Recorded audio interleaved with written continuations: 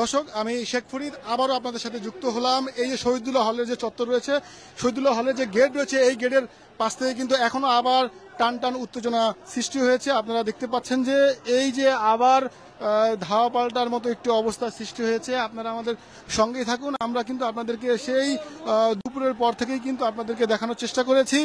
এই যে শহীদুল্লাহ হলের যে প্রভোস্ট রয়েছেন, তিনি কিন্তু কিছুক্ষণ আগে এই হলের এখানে এসেছেন। তিনি শিক্ষার্থীদেরকে বলছিলেন যে তারা যেন হলের ভিতরে প্রবেশ করেন এবং চলে যান। প্রভোস্টকে তারা কিন্তু আসলে তারা সে কথা শুনে নাই। কিন্তু এইখানে এমন একটি বিষয় দাঁড়িয়েছে, একদিকে ছাত্রলীগের কর্মীরা রয়েছেন, আরেকদিকে পুলিশ রয়েছেন এবং আরেকদিকে কিন্তু ছাত্রলীগের যারা নেতাকর্মীরা রয়েছেন এবং একদিকে ছাত্রলীগের নেতাকর্মী, মধ্যে আইনশৃঙ্খলা বাহিনী এবং শহীদুল্লাহ হলের ওই দিকে রয়েছে কোটা আন্দোলনকারীরা। এই যে একটি সংঘর্ষপূর্ণ অবস্থা আবারও সৃষ্টি হয়েছে। আপনাদেরকে যদি একটু জানিয়ে রাখার চেষ্টা করি যে আজকে দুপুরের পর থেকে কিন্তু স্বাভাবিক ছিল এই যে কোটা আন্দোলনকারীদের অবস্থা। তারা কিন্তু প্রথমে দুপুর নাগাদ সেই 12টার পর থেকে আড়াইটা পর্যন্ত কিন্তু কোটা আন্দোলনকারীরা রাজু ভাস্কর্যের সেইখানে তারা আন্দোলন চালিয়ে যাচ্ছিলেন। এরপরে কিন্তু তারা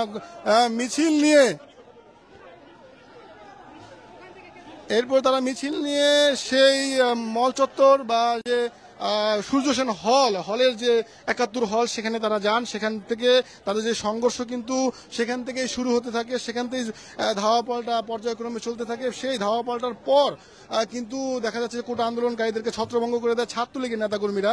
এখানে সেই ছত্রভঙ্গ করে দেওয়ার পর কিন্তু আবার সেই বিকেল 5টার পর থেকে কিন্তু আবার সেই সংঘর্ষ উত্তাল হতে শুরু করে। কিন্তু একটি বিষয় লক্ষ্য করার মতো, কিন্তু এই যে বিশ্ববিদ্যালয়ের যে প্রশাসন রয়েছে, বিশ্ববিদ্যালয় প্রশাসন কিন্তু কিছুক্ষণ আগেই তারা এসেছেন। কিন্তু সারাদিনে যে একটি তাদের তৎপরতা থাকার কথা ছিল বিশ্ববিদ্যালয় প্রশাসনের পক্ষ থেকে, কোনো বিষয়ই আসলে আমাদের চোখে পড়েনি।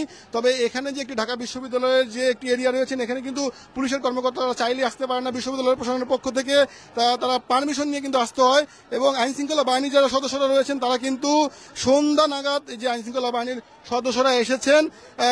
কিন্তু আইনশৃঙ্খলা বাহিনীর সদস্যরা কিন্তু স্বাভাবিকভাবে তারা বিষয়টি নিয়ে নীরব ভূমিকা পালন করছেন।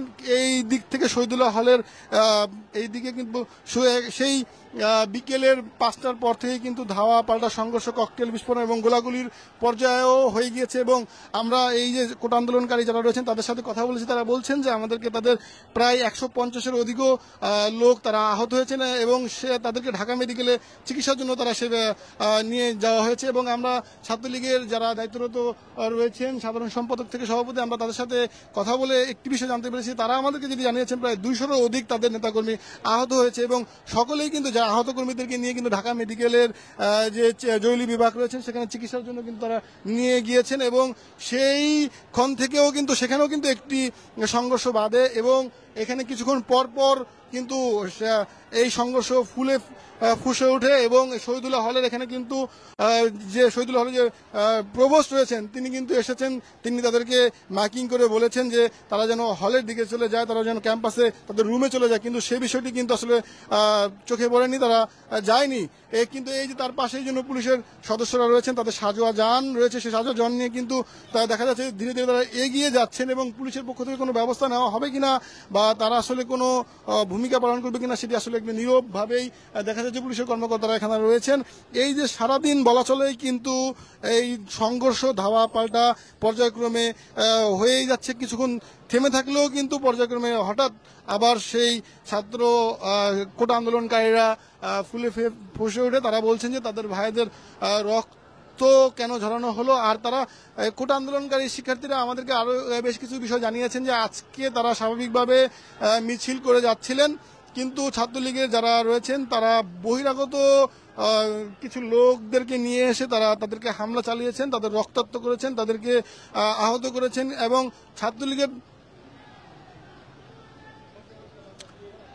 ছাত্রলীগের পক্ষ থেকেও কিন্তু তারা বলেছেন যে বিভিন্ন বিএনপি বা বিভিন্ন জামাতের লোকজন এখানে এসে তারা আন্দোলন করেছেন, তারা এই বেআইনিভাবে তারা অনেক কিছু দাবি করছেন। এই কথাগুলো কিন্তু আমাদেরকে ছাত্রলীগের পক্ষের যারা রয়েছেন তারা কিন্তু সে ধরনের কথাই বলেছেন। এখনো পর্যন্ত আপনারা কিন্তু দেখতে পাচ্ছেন যে এই যে দুপুর নাগাদ যে শুরু হয়েছে, কিছুক্ষণ পরপর কিন্তু শহীদুল্লাহ হলের যে সম্মুখভাগ রয়েছেন এবং ঢাকা মেডিকেলের যে মোড়টি রয়েছেন, এখানে কিন্তু কোটা আন্দোলনকারীরা হই হুল্লোড় করে উঠছেন এবং তারা তাদের দাবির কথা তুলে ধরছেন। আপনারা দেখতে পাচ্ছেন যে এই যে সড়কটি রয়েছে, এই সড়কে কিন্তু প্রচুর পরিমাণ যে ইট পাটকেল পড়ে রয়েছে এবং এখানে অগ্নিকাণ্ডের ঘটনাও ঘটেছে এবং একেবারে সড়ক রণক্ষেত্র পরিণত হয়েছে। আপনারা দেখতে পাচ্ছেন যে ওইদিকে কিছুক্ষণ পর পর সংঘর্ষের শব্দ আমরা পাচ্ছি এবং ওইদিকে একদিকে যেমন কোটা আন্দোলনকারীরা রয়েছেন এবং ছাত্রলীগের নেতাকর্মীরাও কিন্তু রয়েছেন এবং তার আরেকদিকে পুলিশের কর্মকর্তারা রয়েছেন। এই যে দীর্ঘ সময় একটি সংঘর্ষ হওয়ার পরে কিন্তু আমরা এমন একটি বিষয় যে বিশ্ববিদ্যালয়ের প্রশাসন কিন্তু কোনো ধরনের ভূমিকা আমরা আমাদের চোখে পড়েনি।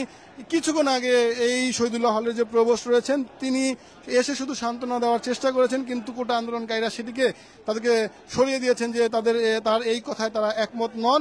তাদের দাবি আদায় করা আগ পর্যন্ত তারা এই আন্দোলন চালিয়ে যাবেন এবং তাদের উপরে কেন হামলা চালানো হলো, তাদের উপরে কেন বহিরাগতদের দিয়ে হামলা চালানো হলো, ছাত্রলীগের লোকজন তারা বহিরাগত লোকজন নিয়ে এসে তারা তাদের উপরে হামলা চালিয়েছেন, কিন্তু ছাত্রলীগের পক্ষ থেকে কিন্তু তারা সুস্পষ্ট বলছেন যে দেশের পরিস্থিতি অস্থিতিশীল করা হলে তারা কিন্তু এগুলো মেনে নেবে না এবং তারা সেগুলো প্রতিহত করার চেষ্টা করবে। আর পুলিশের ভূমিকা কিন্তু এখনো পর্যন্ত নিরপেক্ষ বলা চলে। সেই দুপুরের পর থেকে এখনো পর্যন্ত সেই ঢাকা বিশ্ববিদ্যালয় এরিয়া কিন্তু একেবারে রণক্ষেত্র পরিণত হয়েছে এবং আমরা যদি আপনাদেরকে আরও কিছু তথ্য দিই যে একেবারে পহেলা জুলাই থেকে কিন্তু এই যে তারা আন্দোলন করে যাচ্ছিলেন, কোটা আন্দোলনের দাবিতে কিন্তু অনেক কিছুই আদালত পর্যন্ত গড়িয়েছে, প্রধানমন্ত্রী এই বিষয়ে কথা বলেছে এবং আমরা আজকে সাধারণ মানুষের সাথেও কথা বলেছি, অনেকের কাছ থেকে এই বিভিন্ন তথ্য এসেছে।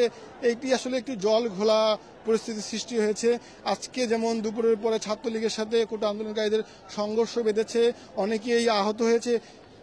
পরিশেষে বলা যায় যে আসলে কিন্তু আমরা এই যে ঢাকা বিশ্ববিদ্যালয়ে যে শিক্ষার্থীরা রয়েছেন, আসলে শিক্ষার্থীরাই কিন্তু ক্ষতিগ্রস্তর দিকে এগিয়ে যাচ্ছেন। আসলে এই দিক থেকে সাধারণ মানুষ আমাদেরকে বলছেন যে এই দিক থেকে কেন সরকারের গুরুত্বপূর্ণ যারা দায়িত্বে আছেন বা প্রশাসনের দায়িত্বে আছেন যেন এটি একটি এই বিষয়গুলো যেন সমাধান আসে বা সমাধান প্রয়োজন সাধারণ মানুষের থেকে আমরা এই বিষয়গুলো নিচ্ছি। যে সাধারণ মানুষ বলছেন যে তাদের সন্তান কিন্তু সবাই, পরিশেষে বলা যাচ্ছে যে সবাই কিন্তু আসলে সন্তান, সবাই আসলে শিক্ষার্থী, সবাই এই আজকে আমরা আরো বিষয় কিছু দেখেছি যখন আন্দোলনের যখন একটি সংঘর্ষ বেড়ে যায়, নারী যারা রয়েছেন বা যারা নারী শিক্ষার্থী রয়েছেন তাদের উপরে কিন্তু প্রচুর পরিমাণের তারা ধাওয়া পাল্টা হয়েছে এবং অসংখ্য নারীর উপরে আঘাতও কিন্তু আনা হয়েছে এবং দোনোপক্ষেই কিন্তু এই আঘাতের সম্মুখীন হয়েছেন এবং এই যে পর্যায়ক্রমে এই কোটা আন্দোলনকে কেন্দ্র করে কিন্তু পর্যায়ক্রমে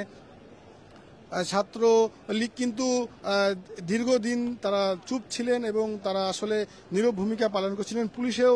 পুলিশও কিন্তু নীরব ভূমিকা পালন করছেন, কিন্তু কোটা আন্দোলনকারীরা আজকে আসলে তাদের সাথে একটি সংঘর্ষ বেঁধে যায় এবং এই সংঘর্ষে আসলে মোড় কোন দিকে গড়ায় এখন এবং এর সমাধান কখন আসবে বা আসলে এর জল কোথায় গিয়ে গড়ায়, এটি আসলে সামনে বিষয় হয়ে দাঁড়িয়েছে এবং এই বিষয় নিয়ে কিন্তু বাংলাদেশের প্রত্যেকটি গণমাধ্যম বিশেষ ভূমিকা রাখছেন এবং প্রত্যেকটি গণমাধ্যম দেখা যাচ্ছে টক শো শুরু করছেন এবং টক শোতেও বিভিন্ন বিষয়ে উঠে আসছেন। মুক্তিযোদ্ধা কোটার বিষয় নিয়ে কথা উঠছেন, পোষ্য কোটা নিয়ে কথা উঠছেন এবং প্রতিবন্ধী কোটা নিয়ে কথা উঠছেন এবং দেখা যাচ্ছে উপজাতিদের নিয়ে কথা উঠছেন। কোটা আন্দোলনকারীরা বলছেন সব মিলিয়ে যেন 5% কোটা আসলে রাখা হয় এবং এই যে একটি বৈষম্য তারা বলছেন যে বৈষম্যর বিষয় আসলে তারা এই বলছেন, আমাদেরকে জানিয়ে আসছিলেন যে নির্বাহী বিভাগ এবং সরকারের হস্তক্ষেপেই যেন এটি সমাধান আসে। কিন্তু গতকালকে প্রধানমন্ত্রী শেখ হাসিনা আমাদের বাংলাদেশের যে সরকার প্রধান রয়েছেন তার সংবাদ সম্মেলনের পর থেকে কিন্তু শিক্ষার্থীরা আরো বিভিন্ন ভাবে তারা এটিকে বিভিন্ন অ্যাঙ্গেলে বিভিন্ন কথায় নিয়ে যায় এবং এরপরে কিন্তু রাত্রেও রোকেয়া হলের শিক্ষার্থীরা মিছিল নিয়ে বের হয় এবং এরপরে পর্যায়ক্রমে ঢাকা বিশ্ববিদ্যালয় কোটা আন্দোলনকারী শিক্ষার্থীরা মিছিল নিয়ে বের হয় এবং শাহবাগ চত্বরে মুক্তিযোদ্ধার যে পরিবার রয়েছেন, মুক্তিযোদ্ধার পরিবারের লোকেরাও কিন্তু মিছিল নিয়ে বের হয় এবং প্রতিবাদ জানান। আমরা এই সব আপনাদেরকে বলা চলে যে সব মিলিয়ে একটি জল ঘোলা অবস্থা সৃষ্টি হয়েছে। এখানে কিন্তু অসংখ্য পরিমাণের আইন শৃঙ্খলা বাহিনী রয়েছেন, তারা তাদের স্বাভাবিক নীরব ভূমিকা পালন করছেন। সাজোয়া যান রয়েছে এবং এই যে যারা আইন শৃঙ্খলা বাহিনী রয়েছেন তাদের উল্টো পাশে যেমন দোয়েল চত্বর, এবং এই দোয়েল চত্বরের ওইদিকে কিন্তু ছাত্রলীগের নেতাকর্মীরা টিএসসি প্রান্তরে তারা গান বাদ্য এবং বিভিন্ন বিষয়ে তারা সময় পার করছেন এবং এখানে অনেক আইন শৃঙ্খলা বাহিনীর সদস্যরা রয়েছেন এবং তারা কিন্তু সর্বোত্তক চেষ্টা চালিয়ে যাচ্ছেন যে আসলে এই বিষয়গুলোকে কিভাবে নীরব এবং স্বাভাবিক রাখা যায় কোনো প্রকার। তবে আজকে তারা সন্ধ্যার কিছুক্ষণ আগে কিন্তু ঢাকা বিশ্ববিদ্যালয়ের যে কেন্দ্র শহীদুল্লাহ হলের যে গেটটি রয়েছেন তার পাশে এসেছেন। তবে তারা চাইলে আসতে পারে না, বিশ্ববিদ্যালয় কর্তৃপক্ষের কাছ থেকে তারা তথ্য বা তাদেরকে জানিয়ে কিন্তু বিশ্ববিদ্যালয়ের এই যে এখানে তাদেরকে আসতে হয় সেই পরিপ্রেক্ষিতে কিন্তু তারা এখানে এসে বিষয়টিকে যতটুকু সম্ভব তারা চেষ্টা চালিয়ে যাচ্ছেন। কিন্তু দেখা যাচ্ছে যে ছাত্রলীগও কোটা আন্দোলনকারীদের ধাওয়া পাল্টা দিচ্ছেন এবং মারধর করছেন এবং দেখা যাচ্ছে যে কোটা আন্দোলনকারীরাও কিন্তু ফুলে ফেসে উঠছেন যে তাদের উপরে কেন অত্যাচার করা হলো, তাদের উপরে কেন এই যে হানা দেওয়া হলো। এ ব্যাপারে আসলে সব বলা চলে সব মিলে একটি জল ঘোলা পরিস্থিতি সৃষ্টি হয়েছে এবং পুরো এলাকা কিন্তু থমথমে অবস্থা এখনো বিরাজ করছে। দর্শক, এই যে আমি যে জায়গাটিতে দাঁড়িয়ে আছি এখানে অসংখ্য আইন শৃঙ্খলা বাহিনী রয়েছেন, তারা মধ্যস্থানে অবস্থান করছেন। একদিকে ছাত্রলীগের নেতাকর্মীরা রয়েছেন, অন্যদিকে সাধারণ যে কোটা আন্দোলনকারী শিক্ষার্থীরা রয়েছেন। আসলে সময় যত গড়াচ্ছিল দুপুরের পর থেকে ধীরে ধীরে বিষয়টি আরও উত্তাল হওয়ার শুরু হয়েছিল এবং ঢাকা বিশ্ববিদ্যালয়ের পুরো এলাকায় একটি থমথমে অবস্থা বিরাজ করছে। আসলে এই যে থমথমে অবস্থা হওয়ার কারণে কিন্তু দেখা যাচ্ছে যে এই এলাকায় যে যানবাহন চলাচল করতো বা এই সড়কগুলো কিন্তু একেবারে বন্ধ হয়ে গিয়েছে এবং এখানে কিন্তু সাধারণ কোনো মানুষ আসলে নেই বললেই চলে।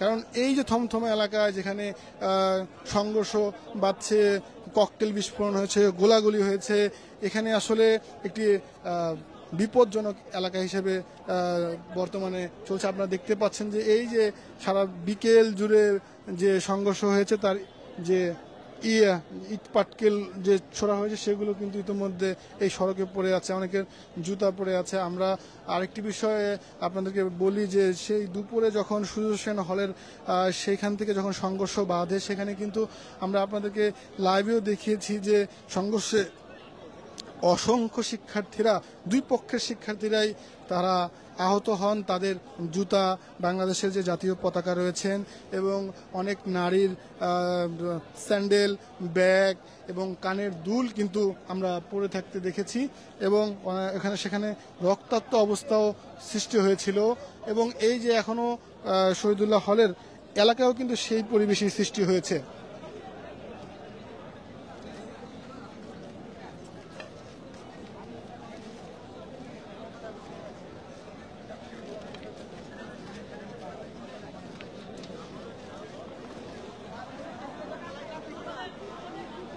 ধরে রাখো।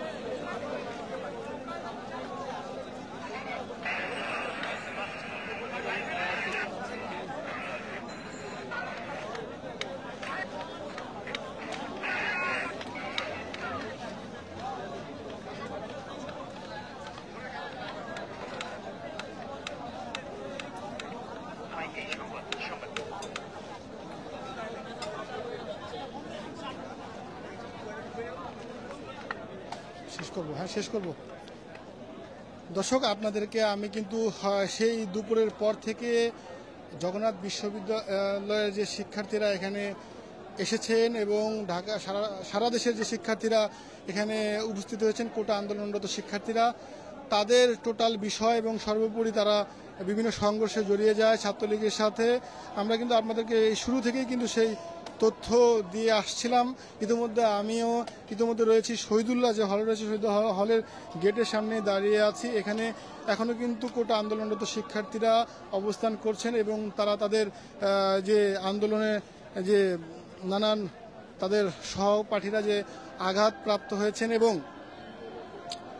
ছাত্রলীগ এবং কোটা আন্দোলনকারী শিক্ষার্থীরা উভয়ই যে এই সংঘর্ষে বেঁধে দুপক্ষেরই প্রায় 350 থেকে 400 আমরা তাদের কাছ থেকে জানতে পেরেছি যে এই পরিমাণের শিক্ষার্থী আজকের এই সংঘর্ষে জড়িয়ে পড়ে আহত হন এবং এই পুরো এলাকা আসলে রণক্ষেত্র পরিণত হয়।